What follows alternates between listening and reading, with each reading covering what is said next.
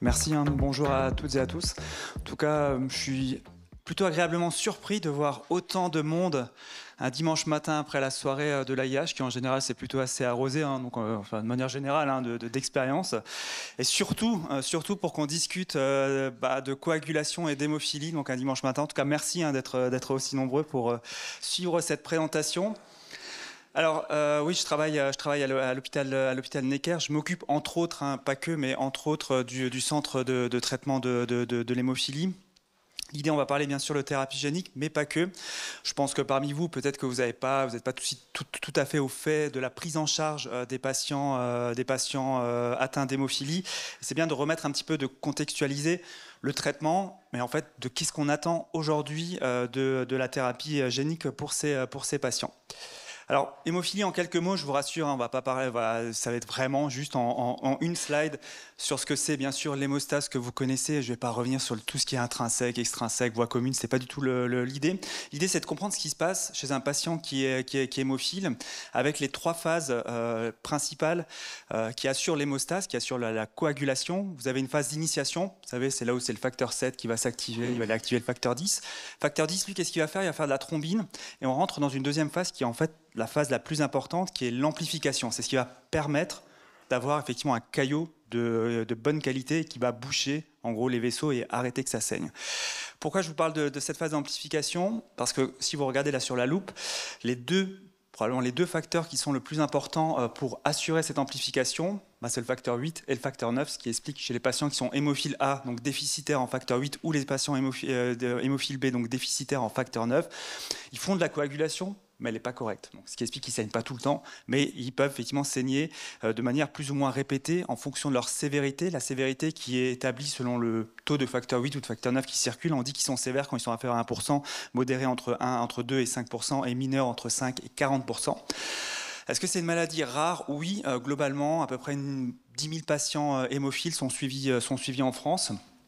Alors, 99% de sexe masculin, hein, vous vous souvenez que c'est une maladie qui est liée à l'X. Ça touche bien sûr les garçons, les femmes sont conductrices, mais quand même, il y a certaines femmes qui sont quand même hémophiles, ça existe, souvent à des taux relativement bas, mais pas trop bas. Mais nous, on a des femmes qui sont hémophiles sévères, non pas parce qu'elles ont deux mutations sur leur X, mais parce que l'autre X ne fait pas le travail de compenser. Et ça peut arriver. C'est rare, mais ça peut arriver. Sachez que voilà, ne soyez pas surpris si vous vous retrouvez en face d'une femme qui est hémophile sévère, du non, ça n'existe pas. Ça peut exister. Alors, plus d'un tiers de ces patients sont dits sévères. Ça représente entre à peu près 3000 patients sévères. Hein. Bien sûr, l'hémophilie A, elle est plus présente. Ça représente 85% de l'hémophilie par rapport à l'hémophilie B. Ce qui va surtout se passer chez un patient qui est hémophile, c'est ça la complication principale, de loin. Hein.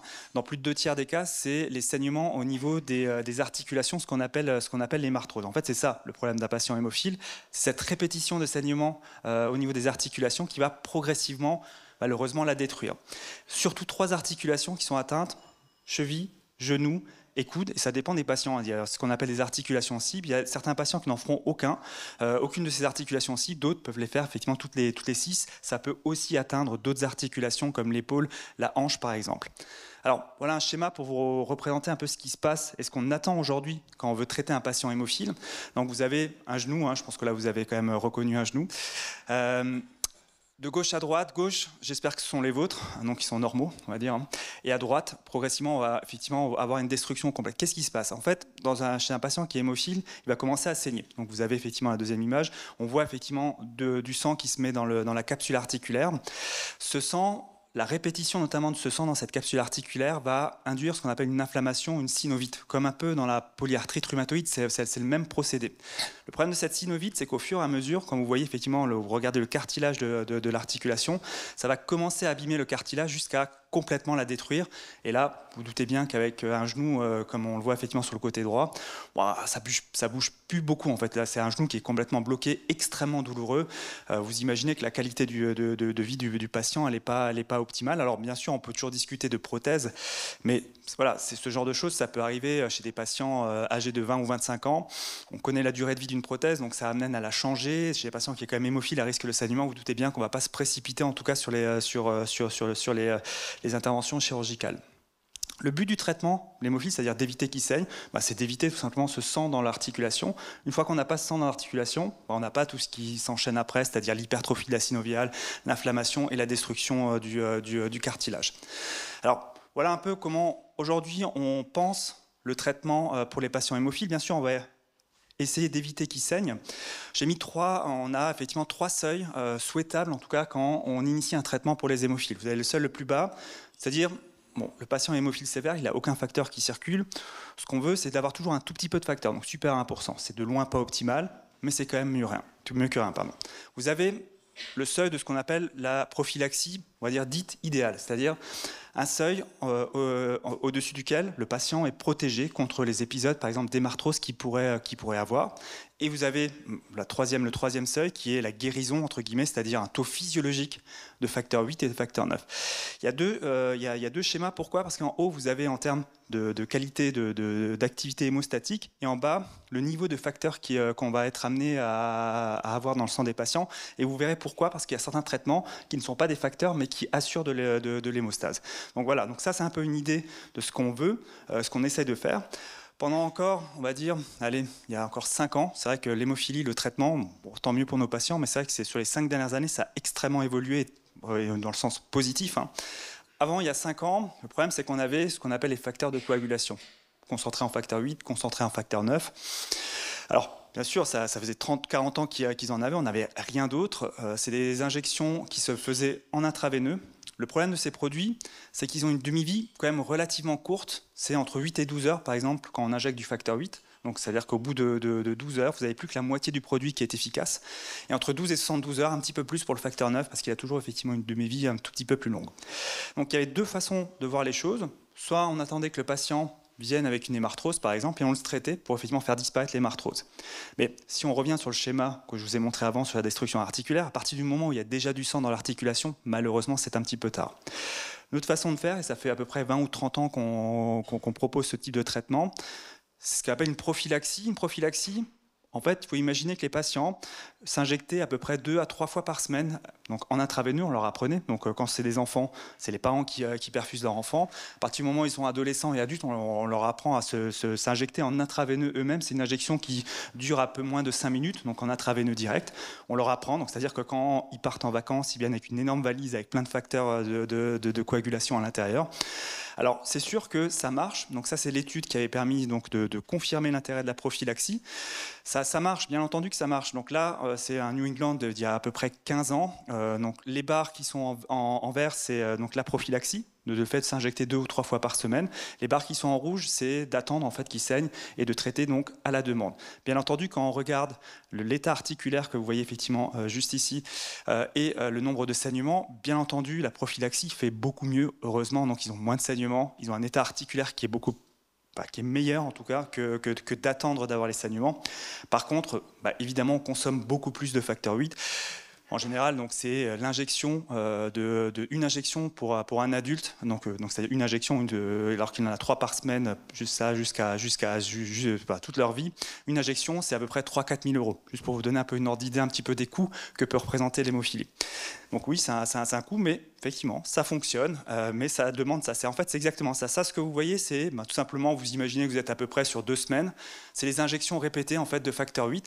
On voit bien que malheureusement, ils passent quand même une bonne partie de leur temps en dessous en fait, de la prophylaxie qui serait idéale, ce qui explique que malheureusement ces patients, et c'est un peu toute la limite de ce type de traitement, vont continuer à se dégrader au niveau articulaire. Alors, ils ne vont pas forcément avoir de grosses hémarthroses. L'hémarthrose, c'est quelque chose de très inflammatoire, c'est une articulation qui est gonflée.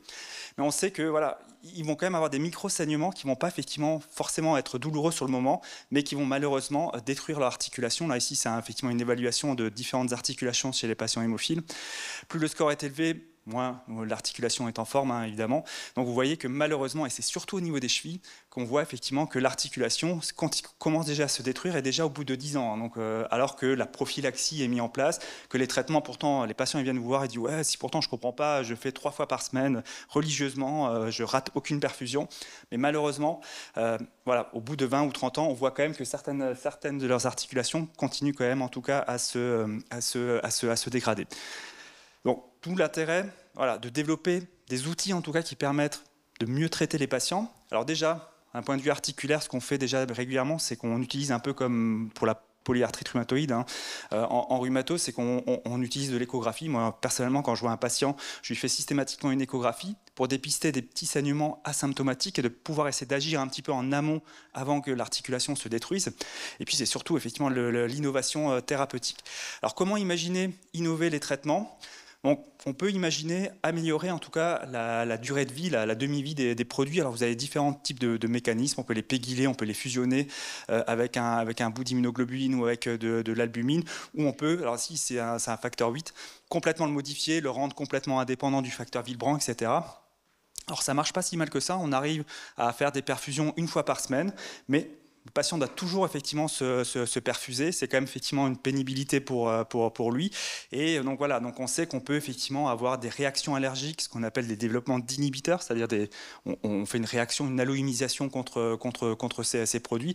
Ça peut arriver, donc c'est bien, probablement pas tout à fait, en tout cas, optimal pour nos patients, mais si c'est vrai que s'ils se perfusent régulièrement, on peut essayer d'espérer d'être au-delà en permanence de ce fameux seuil de protection des saignements.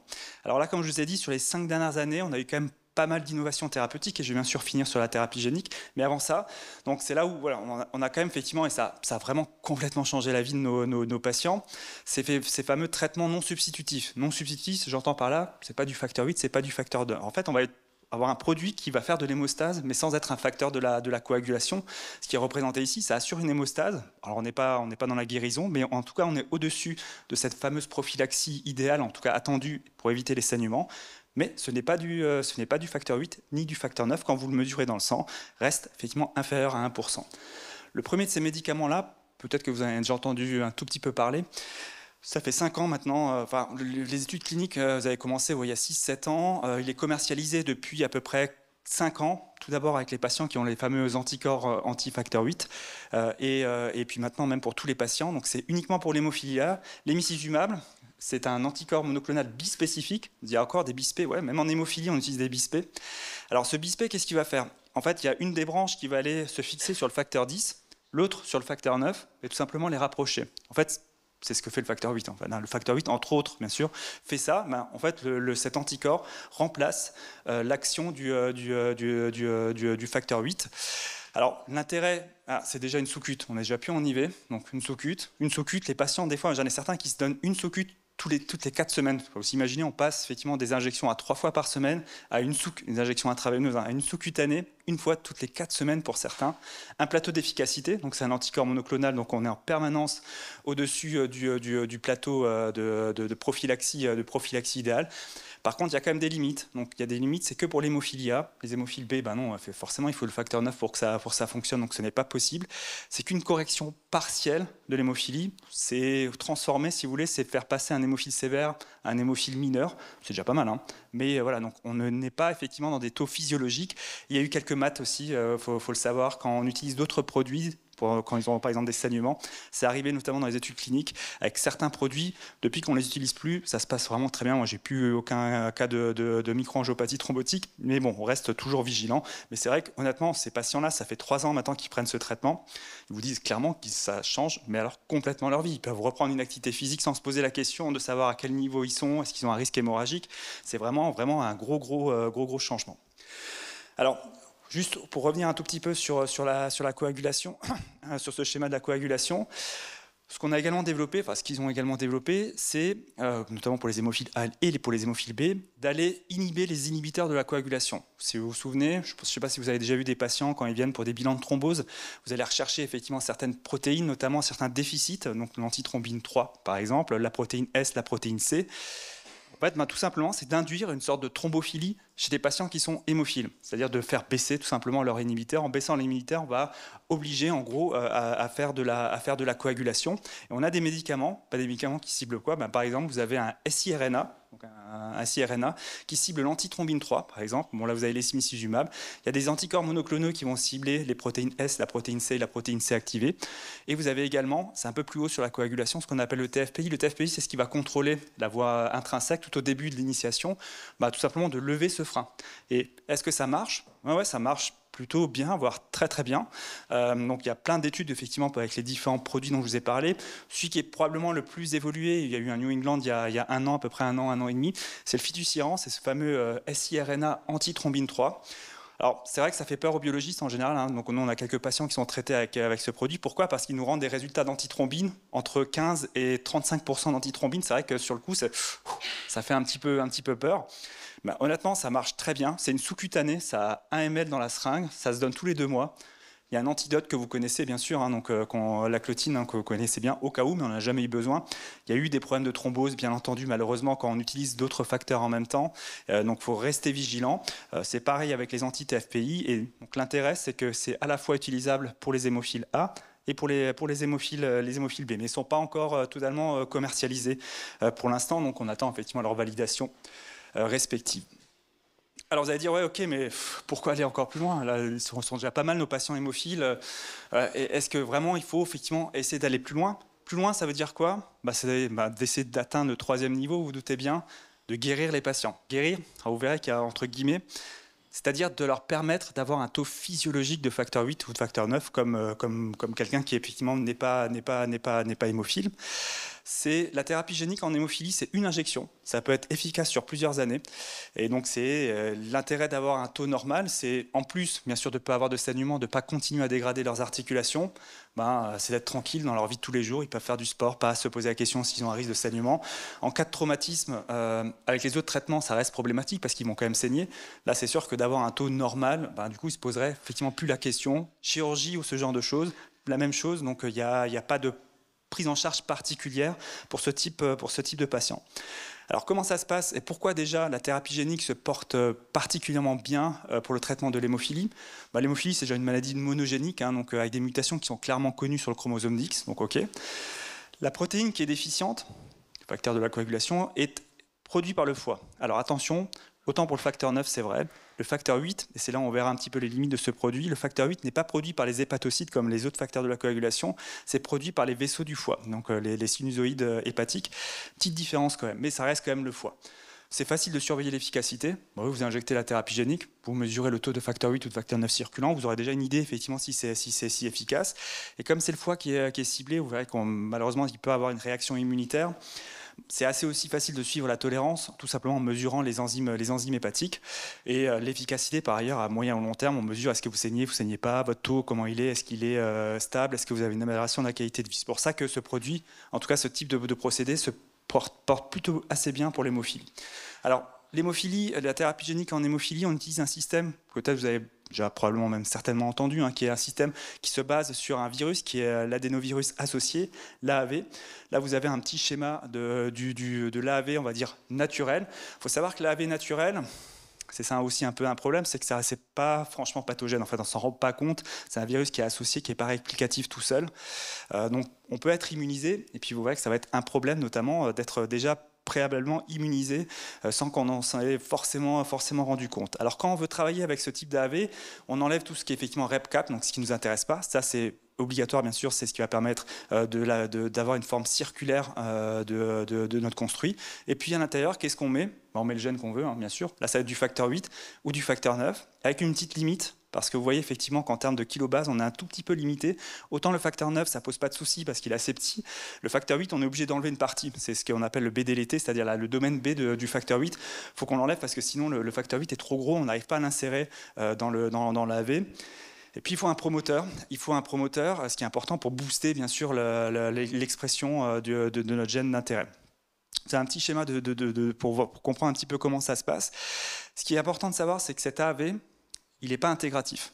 Il n'est pas intégratif, il se met en forme épisomale. Épisomale, c'est-à-dire qu'il se met en forme circulaire, comme vous voyez effectivement ici. Là, vous avez après la transcription qui peut effectivement se passer avec l'ARN puis l'ADN souhaité. Mais ça ne s'intègre pas dans les génomes des patients. Alors, c'est vrai, mais pas complètement. On estime quand même que 0,1% des produits transgéniques s'intègrent quand même effectivement dans le génome, et ça peut avoir un impact éventuel sur un peu le suivi à moyen et à long terme. Mais c'est ça, l'AAV, en fait, on injecte, il va aller dans les hépatocytes, il va se mettre en forme circulaire dans le noyau, pendant l'ADN, et puis effectivement il va être produit. Alors pourquoi on choisit les hépatocytes? Bien sûr parce que c'est la cellule normalement qui produit les facteurs de coagulation, mais l'hépatocyte, chez l'adulte en tout cas, il est très peu prolifératif, il est plutôt en M0, parce que vous doutez bien que si vous utilisez ça typiquement dans des cellules hématopoïétiques, c'est pas possible en fait, la cellule hématopoïétique se multiplie énormément, forcément au bout de la première, deuxième division, vous avez déjà quasi plus rien, tout va être dilué puisque c'est pas intégratif, donc ça va forcément, les cellules filles ne vont pas garder cet épisome. Ça aussi l'intérêt effectivement d'utiliser un modèle où les cellules se multiplient extrêmement peu. Alors, injection, c'est assez facile, hein, donc on prépare le produit, on branche le patient, c'est en intraveineux, ça dure à peu près 1 heure à 10 heures, ça dépend du produit. Après, il rentre à la maison et au fur et à mesure, au bout de quelques jours, ça dépend des produits, ça peut être 2 à 3 jours jusqu'à 15 jours. Forcément, ces vecteurs, qu'est-ce qu'ils vont faire? Ils vont aller infecter les cellules, ils vont amener le gène dans le noyau, sous forme épisomale, et puis ça va commencer effectivement à fabriquer du facteur 8 ou du facteur 9. C'est pas très compliqué, ça se fait en hôpital de jour, hein, clairement. Hein. Il faut bien sûr, on peut faire des réactions, les patients peuvent faire des réactions au moment de l'administration, un peu comme une sorte de relarquage cytokinique, mais rien à voir avec des CAR-T, hein, on n'est pas du tout dans ce domaine-là. C'est quelque chose d'extrêmement modéré. Ça dure maxi c'est 10 heures. Si c'est 10 heures, il faut mieux les garder hospitalisés. Puis après, ils rentrent tranquillement à la maison. Dans les 2-3 premiers mois, il faut quand même informer les patients parce qu'ils vont avoir besoin d'avoir un suivi bien sûr pour voir l'efficacité, parce que c'est ce qu'on veut, hein, mais également de tolérance, notamment on va leur doser les enzymes hépatiques 1 à 2 fois par semaine pendant les 3 à 4 premiers mois pour être sûr qu'ils ne fassent pas de cytolyse et de réaction hépatique. On leur dit également, parce que le vecteur va un peu circuler de manière un petit peu globale, de protéger leur rapport sexuel, d'éviter les hépatotoxiques et surtout, oui, c'est important de ne pas boire d'alcool. Alors, ça peut paraître anodin, pas boire une goutte d'alcool pendant 4 mois, c'est faisable. Bien sûr, les patients ici prêtent, me disent oh, c'est un peu long quand même, je peux entendre, tout simplement pour éviter toute inflammation hépatique et amener effectivement à la destruction des cellules qui ont été infectées. Mais il faut bien leur expliquer ça au moment où effectivement ils ont la thérapie génique. Alors, est-ce que ça marche? Ouais, ça marche plutôt bien. Hein. Ça marche plutôt bien. Hémophilia, vous avez un New England de l'année dernière, qui montre quoi? Là, on a pas mal, on a 134 patients donc, qui ont été traités, des patients hémophiles A sévères, avec un des gènes de thérapie pour l'hémophilia. Globalement, qu'est-ce qu'on voit? On voit, ça c'est un taux de facteur 8 circulant, on voit que les patients, au bout d'1 an, ils ont un taux, alors on verra, qui a tendance à diminuer, mais qui est globalement au-dessus de 50% de manière permanente. Il y a même des patients qui ont des taux c'est même plus physiologique, hein, qui ont des taux de 400% de facteur 8. Moi, j'en ai un notamment. Il est confort, hein, il dit tout va bien, il n'y a pas de souci, hein, je risque rien. Je l'ai quand même anticoagulé. Alors vous allez me dire, alors maintenant on anticoagule les hémophiles, je sais bien. Alors lui, il est content, hein, il n'y a pas de problème, il est à 100%, il me dit c'est sa meilleure vie, bref, donc ça peut arriver, Alors, en termes de saignement, bien sûr, il n'y a plus rien, hein, donc on voit effectivement avant et après, on a une réduction du nombre de saignements qui est effectivement notable, et en termes de consommation d'injection en facteur 8, là, il n'y a pas photo, bien sûr, ils n'en consomment plus du tout, avec des taux à 50%, c'est vraiment pas nécessaire. Pour l'hémophilie B, est-ce que c'est la même chose? Ouais, globalement, c'est pas mal, c'est pareil. On arrive après injection à avoir des taux un petit peu plus bas, mais 35% ou 30-35% de facteur 9, c'est quasi physiologique. Hein. D'ailleurs, on le voit en termes de nombre de saignements, où vous avez des saignements avant, puis plus rien après. C'est pareil en termes de concentration en facteur 9 qu'ils ont utilisé. Ouais, ça marche bien. Et là, pareil, vous avez un New England pour l'hémophilie B, de cette année. Donc, à 18 mois, on a 35% de facteur 9, ça reste complètement stable. La petite différence avec l'hémophilia probablement, où ça a tendance à un petit peu à chuter malheureusement au fur et à mesure des années. Mais là, là on est à plus de 3 ans de suivi, ils sont à 30% de facteur 9. Ils vivent complètement normalement. Alors, le problème, c'est qu'il y a quand même des petites choses un petit peu à surveiller au moment où on fait de la thérapie génique. Pourquoi? On utilise un virus, forcément, ça va induire effectivement une réaction immunitaire à différents moments de l'injection. Tout d'abord avant, et c'est ce que je vous ai dit, donc cet AAV, on peut effectivement parmi vous, et là, même je suis sûr en fait, hein, donc il y en a qui ont été infectés par l'AAV, c'est voire pas pathogène, donc on s'en rend pas compte. Par contre, on développe des anticorps. C'est là, les anticorps, ça va être un petit peu problématique, cette immunité humorale. Pendant l'injection, oui, mais c'est globalement effectivement facilement manageable, hein, donc ça fait une petite fièvre, mais c'est pas le problème. Après l'injection, c'est pour ça qu'on surveille les enzymes hépatiques. Forcément, il y a une capside antivirale. Donc cette capside, elle va être présentée par les hépatocytes au niveau du système immunitaire. Et ça peut induire une cytolyse hépatique. Les lymphocytes T vont le reconnaître et détruire le foie, enfin la cellule hépatocytaire. Pour le foie, ça ne pose pas de souci. Le problème, c'est que ça va perdre forcément de son efficacité. Et puis après, il y a des choses qu'on ne sait pas. Hein. Donc on n'a pas non plus un recul extrêmement long sur ce type de traitement. Le plus long qu'on ait sur les premiers traitements, pour les premiers patients en thérapie génique, on est à peu près maintenant à 12-13 ans à peu près. Donc ça reste quand même relativement court sur la vie d'un patient. Alors un petit schéma justement pour vous représenter un peu le problème de l'immunité quand on suggère et quand on veut traiter un patient hémophile. Donc au moment effectivement avant la présence des anticorps, la cytolyse hépatique et puis ce que j'appelle la veille immunitaire dans le moyen et à long terme. Donc déjà la première chose, la présence de ces fameux anticorps anti-AAV chez les patients avant la thérapie génique parce qu'ils ont été exposés. Ouais, alors on utilise différents types d'AAV. Donc en hémophilie, ce qu'on utilise le plus, c'est l'AAV8, l'AAV5 et un peu l'AAV2 également. Avant tout simplement parce qu'ils ont un tropisme hépatique principal et c'est quand même l'organe qu'on veut avant tout cibler. Le problème, c'est ça, c'est la prévalence des anticorps anti-AAV en fonction des sérotypes. Moi, par exemple, dans une étude, pour l'AAV8, là, on en retrouve à peu près à 20%. Moi, dans une des études pour l'hémophilie B, j'étais à 80% de prévalence des anticorps chez ces patients. Voilà, ça fait 8 patients sur 10 qui sont déjà d'emblée exclus pour ça. Donc ça, c'est des choses qu'on regarde. C'est forcément embêtant. Alors pourquoi? Ça se base sur une publication qui date déjà un petit peu, sur des modèles de singes hémophiles, où vous voyez effectivement que la présence de ces fameux anticorps anti-AV, donc qui se fixent sur cette capside, en fait empêche tout simplement la transduction, et on le voit en termes de facteurs. Là, c'est du facteur 9 ici. On voit effectivement que les singes qui n'ont pas d'anticorps, ils fabriquent du facteur 9 après la thérapie génique. Par contre, ceux qui ont des anticorps, ils n'ont aucun facteur 9 circulant, montre que ça bloque malheureusement complètement. Alors, c'est vrai, mais pas pour tous les sérotypes. Il y a certains sérotypes, notamment les pour les anti-AV5, en termes d'affinité, ils se fixent sur la capside, mais avec une très faible affinité. Ce qui veut dire que globalement, ce n'est pas un frein énorme. On peut, dans certaines études cliniques, même des patients qui sont positifs à un titre élevé pour les anticorps anti-AV5, on peut effectivement les traiter, ça marche. Ça marche plutôt assez bien. Ça dépend aussi, bien sûr, de l'affinité pour cet anticorps. Deuxième phase immunitaire, on va dire, qui peut poser problème, c'est après injection. C'est en fait représenté sur ce schéma-là, ce que je vous ai dit. Donc en gros, globalement, bien sûr, vous avez une capside, mais cette capside, elle va être présentée par les cellules du CMH par les hépatocytes au niveau des lymphocytes T. Un lymphocyte T, qu'est-ce qu'il va faire? C'est un peu la loterie, oui et non, on ne sait pas trop. Il peut ou pas se réactiver. En fait, c'est exactement la même chose quand vous pensez à l'infection pour l'hépatite B.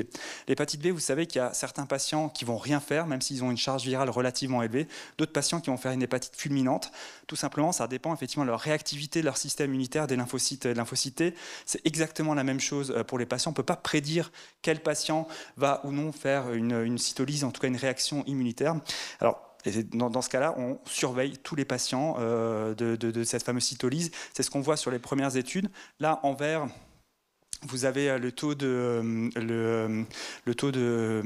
d'azate ou d'alate chez les patients, et en jaune, c'est le taux de facteur, ici c'est l'hémophilie B, donc c'est les facteurs 9. On voit qu'à chaque fois qu'il y a un pic des alates, c'est corrélé à une diminution du taux de facteur 8 ou de facteur 9 circulant, et on propose à ce moment-là un traitement par corticoïde aux patients. On commence à 1 mg/kg, puis on décroît progressivement, ce qui permet dans la majorité des cas de rattraper ce problème et d'éviter en tout cas de perdre l'expression. Comme je dis, il y a eu, en tout cas en hémophilie, c'est pas vrai pour toutes les thérapies géniques, dans d'autres maladies, notamment des maladies, les myopathies du chêne par exemple, où on a eu des hépatites graves, fulminantes.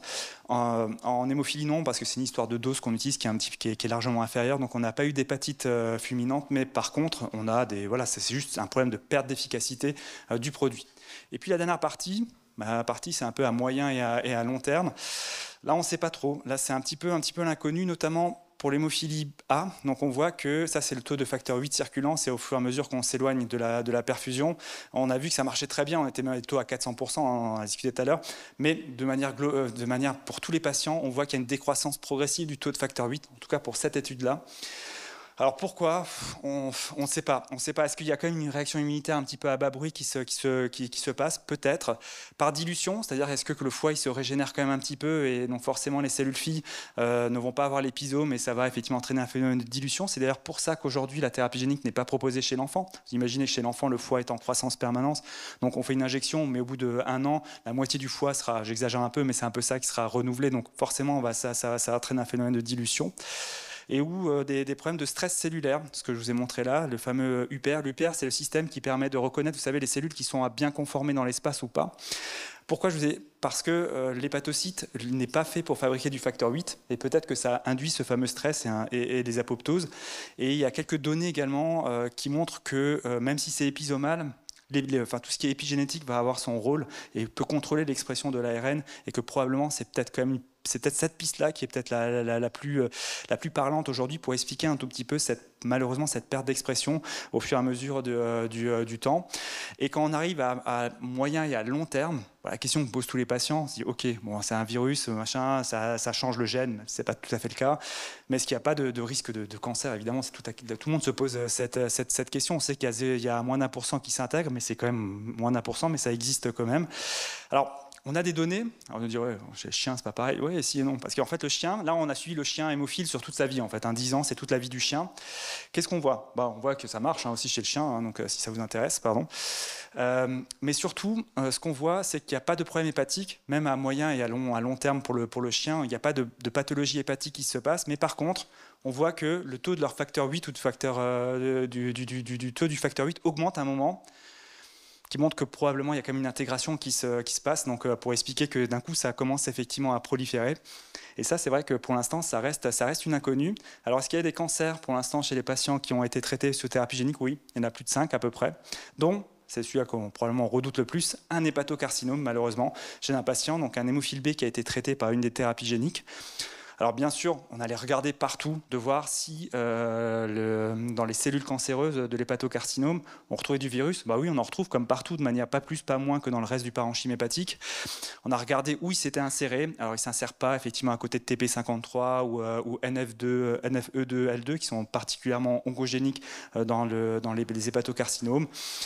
Ok, c'est plutôt rassurant, mais on reste toujours vigilant. Donc voilà, donc, pour conclure, en gros, sur le traitement des patients, c'est vrai que tant mieux pour nos patients, ils sont tous hyper contents, et bien évidemment, hein, donc de l'avancée des traitements.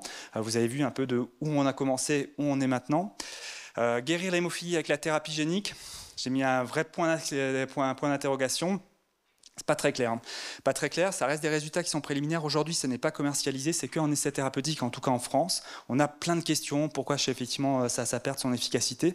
Mais c'est vrai que pour les patients, alors j'aime bien ce petit schéma, c'est assez représentatif de ce que c'est la lourdeur de cette pathologie pour les patients. Qu'est-ce que de tous les jours ils pensent effectivement au saignement, à leur injection, à comment travailler, les douleurs articulaires, le traitement, tout ce qui a été les complications. Vous vous rappelez ou non, mais vous savez que malheureusement, bon nombre de ces patients hémophiles qui ont passé dans les années des débuts des années 80 ont été affectés par le VIH, etc. C'est des questions qui se posent toujours. La transmission. Et c'est vrai que les patients, quand ils étaient encore en prophylaxie, vous savez, avec les injections régulièrement, ça, c'est des choses c'est compliqué parce qu'il fallait bien sûr penser à tout ça. Et on voit, heureusement pour eux, l'évolution au fur et à mesure.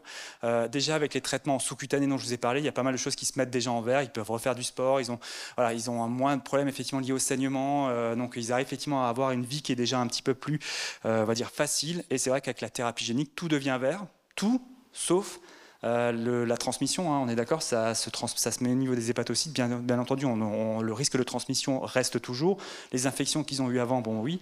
Et puis guérir, c'est là où j'aime pas trop ce terme-là, parce que souvent les patients ils viennent me voir avec une arthropathie déjà évoluée du genou, c'est-à-dire des lésions qui sont définitive, dit oui, ok, on fait de la thérapie génique, je vais plus saigner, est-ce que je vais guérir de mon genou? Non, malheureusement, tout ce qui a été détruit avant restera détruit. L'idée, c'est pas de nouvelles destructions, en tout cas, pas de nouvelles atteintes se forment, mais c'est vrai qu'ils vont quand même effectivement avoir ce problème. Et puis, malheureusement, un autre problème, il faudra discuter, c'est le prix. Est-ce que vous avez une idée de combien aujourd'hui est commercialisée aux États-Unis la thérapie génique pour l'hémophilie? Allez-y. 500 000? Qui dit mieux? Qui dit mieux? Je vais vous faire court. 3 millions. Voilà, et ben voilà. Alors, c'est dire, mais 3 millions, qui va payer ça? Bah, c'est un peu le problème. Voilà, c'est tout le problème, c'est 3 millions d'euros l'injection. Alors, c'est sûr que si on prend les traitements qu'on a discutés tout à l'heure sur la vie, le fameux Hemlibra, l'hémicizumab, c'est à peu près 300 000 euros par patient par an. Donc, vous voyez, ça coûte déjà cher. Donc, ils sont partis du principe que c'est efficace au moins 10 ans. Donc, 300 000 fois 10, ça fait 3 millions. Mais c'est vrai que si jamais ils perdent rapidement leur efficacité, ça fait un petit peu mal quand même donc, de payer autant d'argent. Mais bon, c'est en discussion en tout cas entre la NSM, les labos, etc. pour effectivement trouver peut-être un juste milieu en fait, parce que ça coûte pas aussi cher que ça. Mais bien sûr, ils ont investi, mais les labos, mais quand même, pour effectivement bénéficier de ça. En tout cas, c'est vrai que pour les patients, quand ça marche, c'est sûr que là, moi j'en ai encore vu un, on est à 4 ans là, de sa thérapie génique. Il a eu un enfant, etc. Il m'a dit, mais pourquoi je viens encore vous voir? Je dis, ouais, c'est vrai, c'est une bonne question, mais non, il y a quand même besoin d'avoir un suivi. C'est vrai qu'il a complètement oublié l'hémophilie, et puis il a 35 ans, donc il a vécu 32 ans avec son hémophilie, et il a complètement oublié. Donc voilà ce que je voulais vous raconter aujourd'hui sur la thérapie génique en hémophilie. Merci pour votre attention.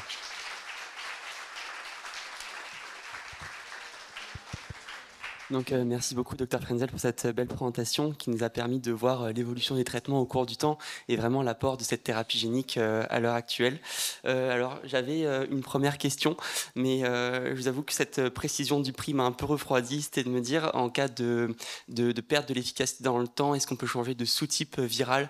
Est-ce qu'on pourrait regagner une efficacité par cette stratégie? C'est-à-dire 6 millions d'euros au total, c'est ça en fait pour un patient? Ouais, c'est une très bonne question, bien sûr, on se la pose aussi.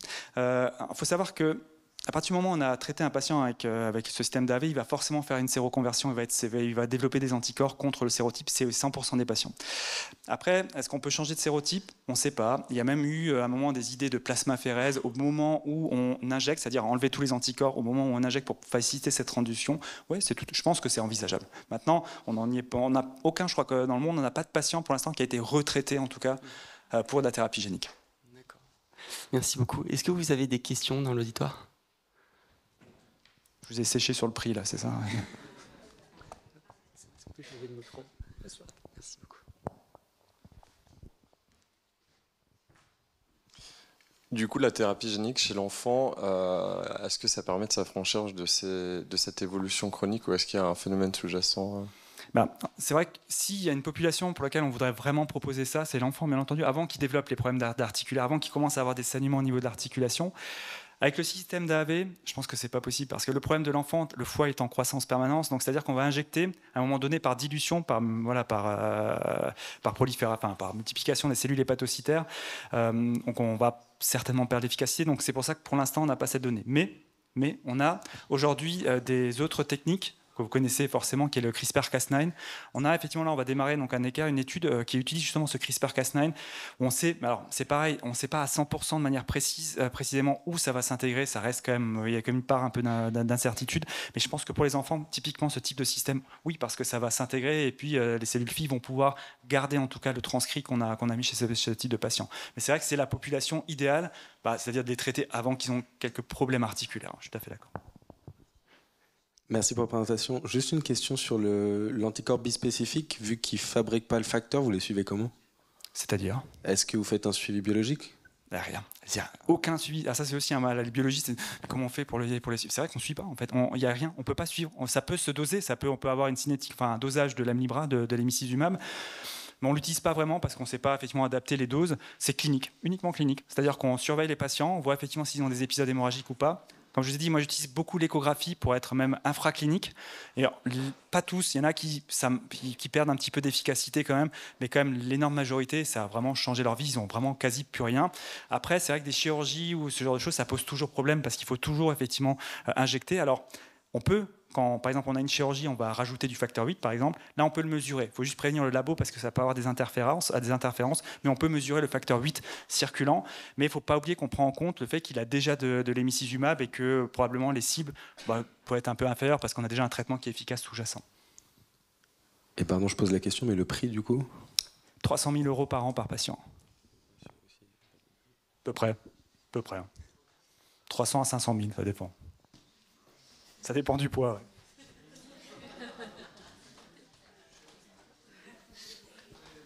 Bonjour.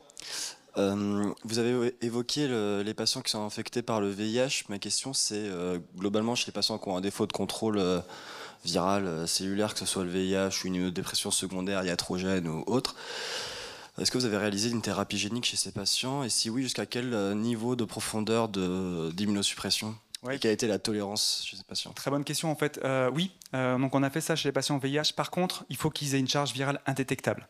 Un taux de CD4 qui soit normal, physiologique en tout cas. C'est à partir si la charge virale n'est détectable, donc c'est-à-dire que leur VIH n'est pas contrôlé, non, ils peuvent pas avoir parce que comme vous l'avez très bien dit, on risque de leur mettre des corticoïdes, etc., de leur induire une immunosuppression supplémentaire, pas forcément effectivement le moment chez les patients qui sont pas très bien contrôlés par le VIH. Donc l'impératif c'est d'avoir effectivement un VIH contrôlé avec une charge virale négative.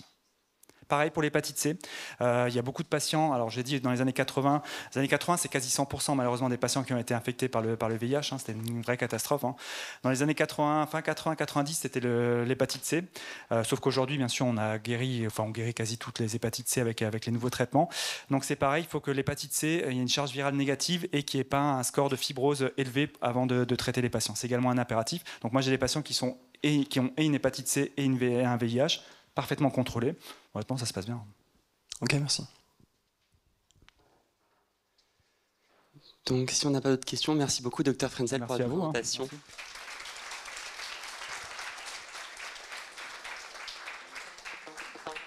Merci.